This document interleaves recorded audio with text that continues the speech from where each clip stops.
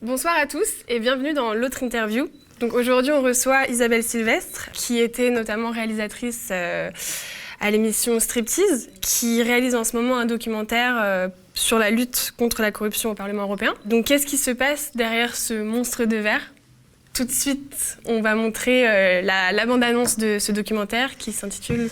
Qui s'appelle « Les députés, les lobbies et les truands ».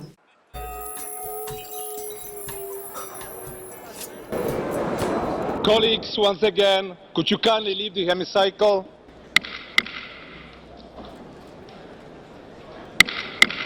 Thank you, Mr. Kovada. Once again, apology. Thank you, Mr. President. So I will start all over again. Thank you. This actually is a very, very important debate. Listen, take the example of tax evasion and avoidance. It costs about €1 trillion a year. It means €2,000 per citizen, European citizen per year. Money that has to go to hospitals, to schools.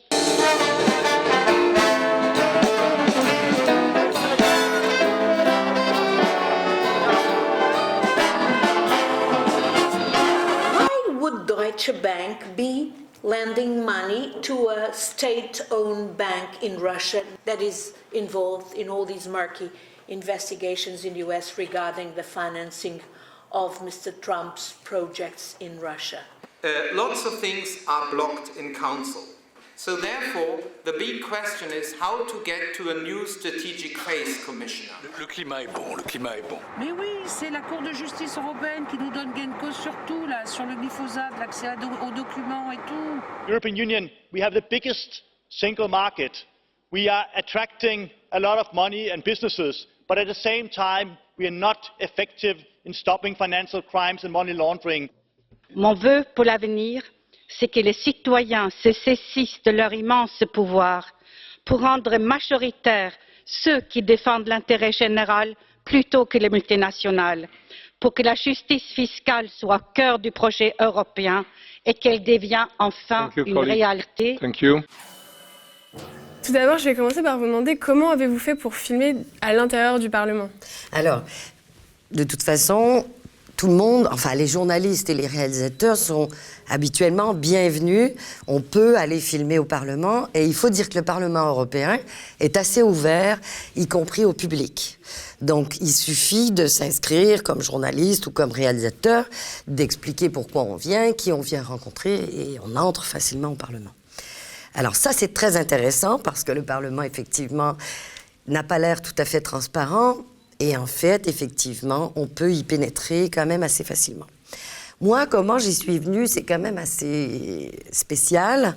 Je tournais il y a 4-5 ans un film sur les déchets dans la mer qui était financé par l'Europe. C'était un projet de communication sur les déchets dans la mer financé par l'Europe.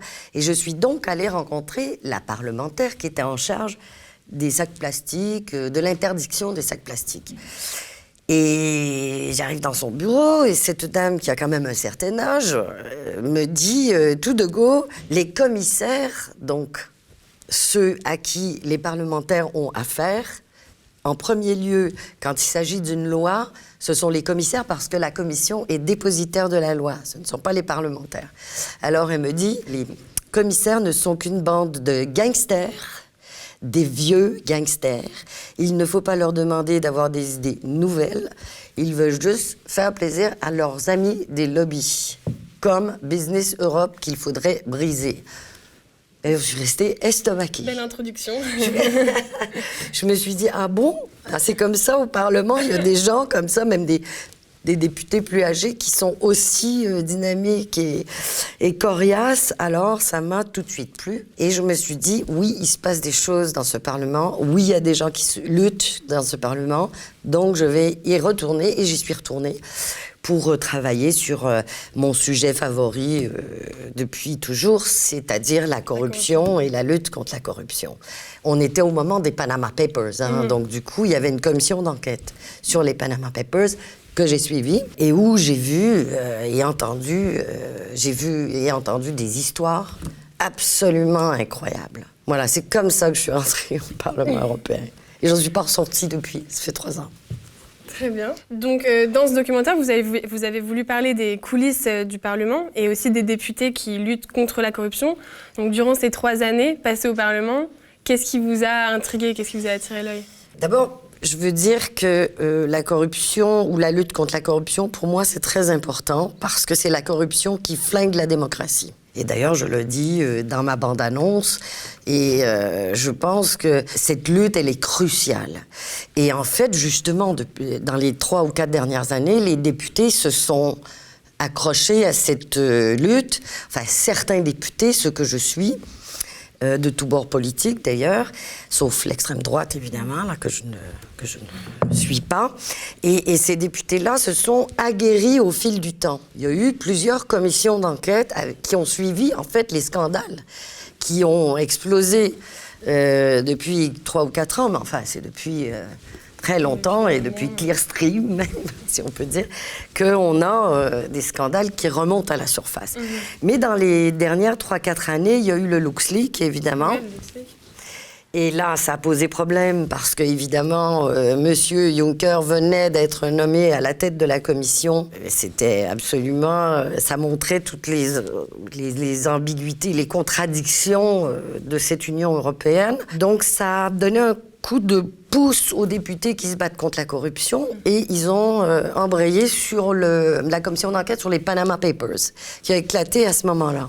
J'ai suivi cette commission. C'était une commission d'enquête, hein, c'était pas une commission spéciale. J'ai suivi cette commission et là, j'ai entendu des témoignages absolument incroyables. Par exemple, une lanceuse d'alerte qui est venue témoigner sur la banque pour laquelle elle travaillait, qui était une très, très grande banque allemande qui s'appelle la Berenberg Bank. Et cette dame que j'ai interviewée par la suite et que vous verrez dans le film, si jamais ce film arrive à trouver son financement, m'a dit carrément, bien moi j'ai trouvé un trafic d'armes dissimulé par la banque, commandité par le groupe Cargill, qui est un grand groupe, un peu comme les autres grands groupes industriels, et qui faisait passer les armes de l'Ukraine à la Syrie. On était en plein milieu du conflit syrien et ukrainien. Ce trafic d'armes était dissimulé à travers tout un méandre des coquilles, des petites entreprises, dans les paradis fiscaux organisés par sa banque, sa propre banque. C'est une grande banque allemande. Donc, elle l'a dénoncé. Mais elle s'est retrouvée en garde à vue chez elle pendant 1 an et demi. À ce moment-là, il n'y avait pas de protection des lanceurs d'alerte. Elle a essayé de le dénoncer à la haute autorité de la finance allemande. Et finalement, elle a dû déménager en Autriche et recommencer une autre vie. Donc, c'était assez violent et la commission PANA a mis au jour beaucoup de témoignages comme ça. Il y a eu des banques. Alors j'ai filmé notamment le directeur de la Société Générale du Luxembourg qui s'en mordait les doigts parce qu'il devait témoigner. Et en fait, je crois que la corruption, une des choses qui l'a fait fuir, c'est la lumière. Et c'est un des objectifs de mon film. C'est de mettre un spotlight sur les corrupteurs et les corrompus parce qu'ils détestent cette lumière et cette lumière fait fuir ces gens en dehors du système dans lequel ils s'organisent et ils magouillent. Ça ne veut pas dire qu'on arrive au bout de la corruption parce qu'il n'y a pas nécessairement tout le temps de judiciarisation, mais on progresse vers la judiciarisation en mettant en lumière la corruption. Il y a eu aussi, par exemple, cet incroyable témoignage de Joseph Stiglitz qu'on voit dans la bande-annonce, qui, lui, avait été commandité par le Panama. Au moment où le scandale a éclaté, le Panama a voulu faire montrer patte blanche et dire allez, vous allez voir, maintenant on sera plus le paradis fiscal des corrompus, on va tout nettoyer, on va même demander à Joseph Stiglitz de faire un rapport et de nous conseiller sur comment on nettoie un peu tout ça. Eh bien, figurez-vous que M. Stiglitz a commencé à travailler et que quelques mois après, des sbires panaméens et du gouvernement, j'imagine, panaméen, sont venus lui demander de garder son rapport secret. Donc, effectivement, M. Stiglitz était absolument halluciné. Il a dit, je ne peux pas faire un rapport sur la transparence dans l'opacité. Donc, il a démissionné.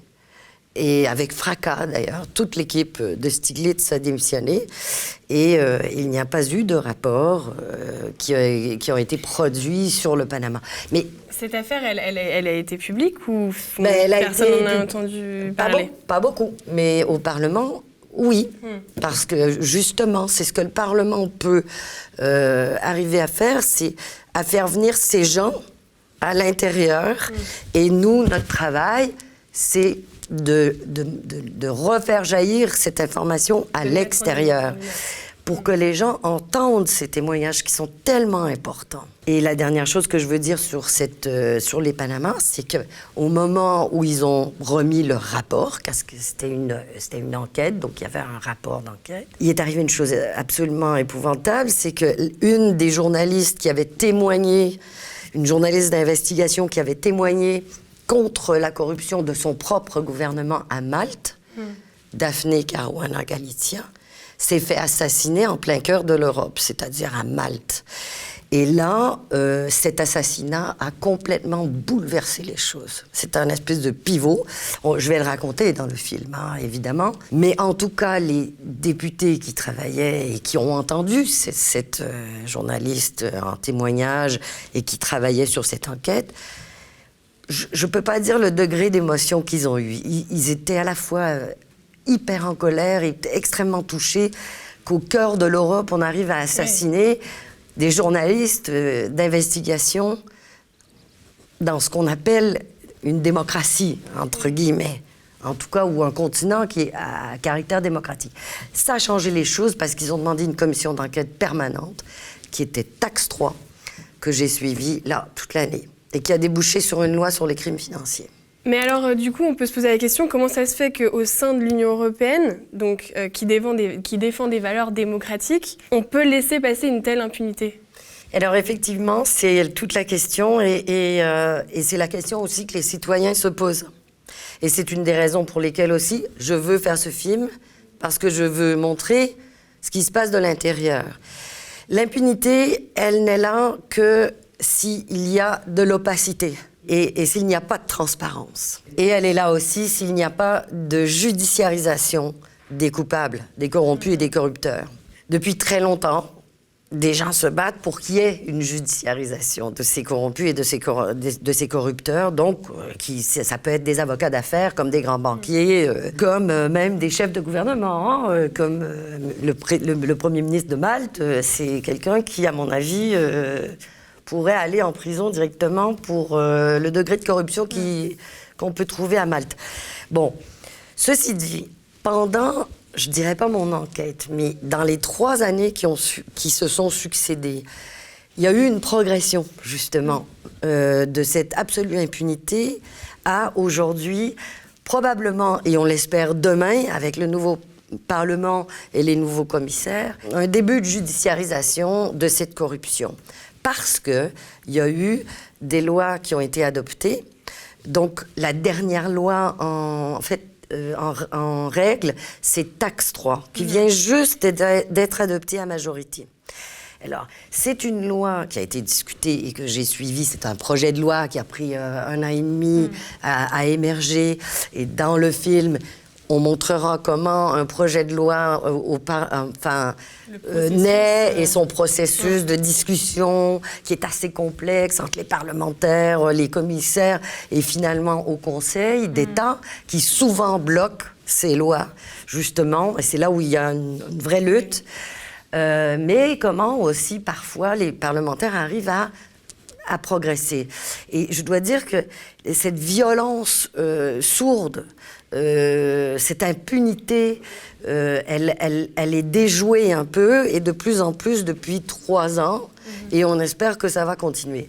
Notamment, par exemple, par des gens qui sont venus dénoncer au sein des commissions et au sein des commissions d'enquête des scandales, comme cette lanceuse d'alerte, ou bien comme ce personnage que j'ai interviewé qui s'appelle Charles Carr, qui est venu témoigner, à l'instar de plusieurs journalistes aussi internationaux, de ce qu'ils ont vu et découvert dans plusieurs différents scandales. Et ce Charles Carr, par exemple, lui dénonce le fait justement que les banquiers ne sont pas judiciarisés et dit vraiment clairement que tant qu'il n'y aura pas de judiciarisation de la corruption, on ne s'en sortira pas. Donc c'est sa théorie. Et il nous l'explique, il l'explique à une de mes députées qui s'appelle Anna Gomes, dans le film, qui traverse tout le film et qui se bat vraiment contre cette corruption absolue et très abyssale, qui, je la définis rapidement, là, qui va de l'optimisation fiscale, qui est un peu la même chose que l'évasion fiscale, même si on veut nous faire croire le contraire, au détournement de la taxe de la TVA, par exemple, qui peut aller être détourné vers des cartels de la drogue ou vers des groupes terroristes. Il faut quand même savoir ça, en passant par la problématique des passeports dorés au Portugal ou à Malte. Et finalement, aujourd'hui, grâce à cette loi Taxe 3, on a enfin réussi à nommer publiquement 5 paradis fiscaux au sein de l'Union européenne, ce qui était impossible il y a même 2 ans. Donc, ça progresse tranquillement et j'aimerais rassurer et j'aimerais les citoyens. La loi, par exemple, sur la protection des lanceurs d'alerte est un vrai progrès. Et je dois vraiment dire, je ne l'ai pas suivi, mais quand même filmé, je ne l'ai pas filmé, mais il y avait un amendement qui tenait à cœur, évidemment, les lobbies des banques, qui était celui qui disait le lanceur d'alerte ne pourra lancer son alerte qu'à l'intérieur d'une entreprise. Et je peux vous dire que les députés se sont battus pied à pied pour que cet amendement tombe, parce que cet amendement, il est extrêmement, il est très, très important pour que les gens, surtout dans les banques, qui sont quand même des entreprises assez féroces, assez puissantes, puissent se sentir libres de dénoncer, par exemple, des trafics de toutes sortes, quoi. Les banques sont corrompues. Faut quand même... faut être aveugle pour ne pas voir ça. Donc, j'en nommerai pas, mais en fait, c'est à peu près toutes. Donc, du coup, il faut absolument savoir que l'impunité, elle commence à se craqueler, quoi. Elle commence à être... Et les députés, cette année, vont avoir plus de pouvoir qu'avant, parce qu'ils se battent depuis 3 ou 4 ans pour essayer de faire basculer le pouvoir de codécision dans leur camp. Alors, ils interpellent les commissaires, et on le voit dans la bande-annonce. Là, à cette époque, c'était Moscovici, le commissaire aux finances, en disant il faut changer de stratégie et on doit instaurer le vote à majorité au Conseil pour qu'ils arrêtent de bloquer nos projets de loi. Donc, on progresse tranquillement. Et d'ailleurs, j'en viens à Michel Rivasi, qui est une de mes personnages, qui, elle, se bat pour la transparence des études scientifiques par rapport aux pesticides, au glyphosate. Et entre autres, il y a eu quelque chose d'assez historique qui s'est passé, là, cette année. C'est que Michel Rivasi, en tant que députée, a attaqué, elle-même avec d'autres députés, les commissaires qui s'occupent de la question des pesticides et tout, attaqué à la Cour de justice de l'Europe pour avoir dissimulé 72 ou 74 études scientifiques qui disaient que le glyphosate est cancérigène. Et cette dissimulation, donc ce manque de transparence, a fait en sorte que le glyphosate et certains cocktails de pesticides ont été reconduits. Mais là, elle a gagné. Ils ont gagné cette bataille. Et c'est pour ça que c'est important de voter pour les personnes qui se battent pour la démocratie. Je ne dis pas aller voter Michel Rivasi, mais ce que je veux dire, c'est quand même, il y a des gens qui se battent pour la démocratie et qui gagnent même au sein de l'Union européenne. Donc en fait, les individus sont importants. Les individus sont extrêmement importants. C'est pas comme dans les parlements nationaux où on a le camp, basiquement, gauche-droite, Oui, c'est ça. gauche, encore gauche. Mais voilà, et où on a une opposition et un groupe au pouvoir. Là, dans la même commission d'enquête, il peut y avoir des gens à droite et à gauche qui se battent en même temps pour les mêmes amendements. Parfois, évidemment, il y a des discussions très solides entre les parlementaires dans ce qu'on appelle des meetings de l'ombre, des shadow meetings, que je vais essayer de de filmer. On va essayer d'ouvrir la mettre porte. En lumière, oui. Une fois de plus. Parce que l'idée, en fait, c'est d'inviter l'œil du citoyen, voire le citoyen, au Parlement européen. Il faut que les citoyens viennent et soient à côté des gens, des parlementaires qui luttent. Moi, ils me le disent souvent. Par exemple, sur la question de la protection des lanceurs d'alerte, il n'y aurait pas eu l'opinion publique. La personne qui était rapporteure de la loi, donc Virginie Rosière, serait restée seule face à deux pouvoirs assez colossaux qui sont la Commission et le Conseil. Donc. On va y venir justement au niveau des institutions. Je suppose qu'effectivement, il faut faire face au Conseil et à la Commission. Donc, des rapports de force se jouent entre les trois institutions. J'imagine comment ça se passe à ce niveau-là. C'est justement, voilà, ça aussi, c'est en train de bouger. C'est extrêmement complexe. Mon but n'est pas de faire un film didactique sur la façon dont les choses en détail se passent. Mais c'est vrai qu'un projet de loi, c'est très long parce que ça fait d'abord l'objet d'une proposition qui est habituellement celle qui vient habituellement des parlementaires. Donc, par exemple, la loi Taxe 3 sur la criminalité financière vient de la commission spéciale qui a entendu des témoignages, qui a fait tout un rapport. Et de ce rapport, on propose une loi qui contient beaucoup de choses, dont la nomination des paradis fiscaux en Europe, ce qui n'est pas rien, parce qu'il va falloir qu'ils se mettent au pas, ces 5 pays, et je vous laisse regarder la bande-annonce pour découvrir quels sont ces pays. Donc, cette loi, ensuite, va être transférée à la Commission et au commissaire qui s'occupe de ces questions-là. Des questions qui concernent cette problématique, comme les commissaires, comme d'autres commissaires s'occupent des pesticides et d'autres commissaires, bon, voilà. Et ils vont discuter et essayer d'amender cette loi, cette proposition de loi, et ils vont renvoyer ça aux députés. Et en fait, c'est un va-et-vient avec des discussions dans les coulisses entre ces deux pouvoirs-là pour essayer d'arriver à une proposition qu'on dit commune. Et ensuite va se passer une chose qui est très intéressante qui s'appelle le trilogue. Et le trilogue, ça, c'est carrément de la science-fiction pour moi. Mais en fait, c'est une réunion qui dure entre les trois pouvoirs. Donc, mais les dépositaires de ces pouvoirs qui sont concernés par le projet de loi en question et qui est complètement à huis clos. Là, aucun journaliste, personne ne peut entrer dans cette enceinte. Et c'est vrai que, bon, il y a des gens qui sont pour que la porte s'ouvre et il y en a d'autres qui sont contre que cette porte s'ouvre. Et là, ça discute très fort de comment cette loi pourra être enfin entendue. Mais d'abord, elle est votée par le Parlement. D'accord. Et ensuite, elle doit passer par le Conseil. Et c'est là où les projets bloquent, parce que le Conseil, en fait, ce ne sont que la représentation de chacun des États.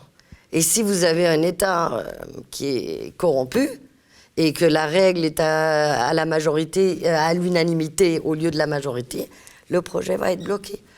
Donc voilà, c'est beaucoup, beaucoup de jeux de coulisses. Il faut que ça s'ouvre, il faut que nous, les citoyens, on demande à ce que les portes s'ouvrent. Je crois qu'il y a des gens au Parlement qui veulent plus de transparence. Et c'est le but un peu, c'est l'objectif de ce film qui s'appelle « Les députés, les lobbies et les truands ». Et voilà. Donc jusqu'à présent, on parle beaucoup des corrompus, mais qu'en est-il des corrupteurs? Qui sont-ils? Et est-il possible justement de s'attaquer à la racine du problème? Comment c'est possible en fait? Bon, les corrupteurs et les corrompus, c'est un peu la poule et l'œuf. Hein. La racine du problème, elle est dans le fait que la corruption, après le scandale des Paradise Papers, elle a été, comment dire... On dit que le système, c'est la corruption, et la corruption, c'est le système. Donc, c'est extrêmement difficile de désintriquer corrupteurs et corrompus. Qui commande la corruption, qui la donne, qui la fomente, qui la reçoit, enfin, qui en reçoit les bénéfices. Mais il y a des intermédiaires qui sont les corrupteurs, qui sont les Cahuzac de ce monde, enfin, qui sont des bureaux d'avocats d'affaires, des grandes entreprises d'assurance, des gens qui organisent la corruption. Ça, c'est sûr. Et qui la facilitent. Et c'est vrai que c'est très difficile. Ça, c'est un nœud, parce que même, en tout cas, dans l'enquête sur les Panama, ils en ont beaucoup parlé, des intermédiaires. Moins dans Taxe 3. Taxe 3, c'était vraiment plus basé sur, les crimes financiers au sein des banques. Enfin, voilà. Mais les intermédiaires sont très difficiles à attraper, parce qu'ils sont toujours entre la légalité et l'illégalité. Et ce sont des gros bureaux. Mossack Fonseca, il s'est fait prendre la main dans le sac, mais c'était un gros bureau d'avocats d'affaires.